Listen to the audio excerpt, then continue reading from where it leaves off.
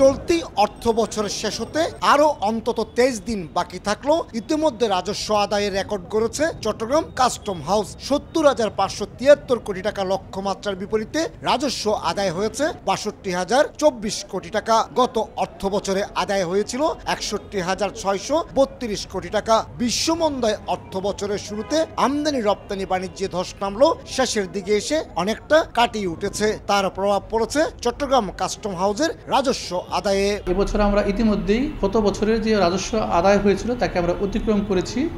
আর সামনে আমাদের আরও 1 মাস বাকি রয়েছে। আমাদের আমদানি রপ্তানি সবকিছু বাণিজ্য একটু পজিটিভ ধারায় আসাতেই আমরা আমাদের গত বছরের যে আদায়কে আমরা ইতিমধ্যেই অতিক্রম করতে পেরেছি। রাজস্ব আদায়ের মতো গতি ফিরেছে চট্টগ্রাম বন্দরের কন্টেইনার এবং কার্গো হ্যান্ডেলিংও। গত 11 মাসে আগের সময়ের তুলনায় 1,75,000 কন্টেইনার এবং 55 লাখ মেট্রিক টন কার্গো পণ্য বেশি হ্যান্ডেলিং করেছে চট্টগ্রাম বন্দর কর্তৃপক্ষ।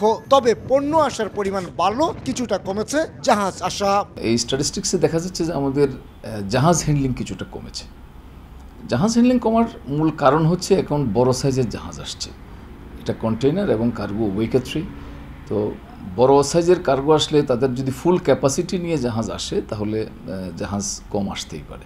ডলার সংকটে 2022-23 অর্থ বছরে বিলাসবহুল পণ্য আমদানির ক্ষেত্রে বিধিনিষেধ আরোপ করলেও এখন অনেকটা শিথিল করা হয়েছে। এতে আমদানি বেড়েছে অনেক বেশি। বেসরকারি 21টি অফডকের তথ্য অনুযায়ী গত 11 মাসে রপ্তানির পরিমাণ 1% বাড়লেও আমদানি বেড়েছে অন্তত 16%। রপ্তানির ক্ষেত্রে এই আমদানিটা অনেক বড় ভূমিকা রাখবে, কারণ প্রথম দিকে 2022-23 আমরা যে ডলার সংকটটা দেখতে পাচ্ছিলাম, সেই ডলার সংকটটা ধীরে ধীরে সরকারের বিভিন্ন পদক্ষেপের কারণে স্তীমিত হয়ে আসে এবং আমরা মনে করি ব্যবসা বাণিজ্যের উপর এটা একটা ইতিবাচক প্রভাব ফেলে এবং ব্যবসা বাণিজ্য আবার যে জোরদার হচ্ছে, আমদানির এই ভলিউম বৃদ্ধিটা তারই পজিটিভ পরিচায়ক। বাংলাদেশ শিল্পের কাঁচামালের পাশাপাশি বিপুল পরিমাণ জ্বালানি তেল এবং ভোগ্যপণ্য আমদানি করে, আর রপ্তানি পণ্যের অধিকাংশই তৈরি পোশাক।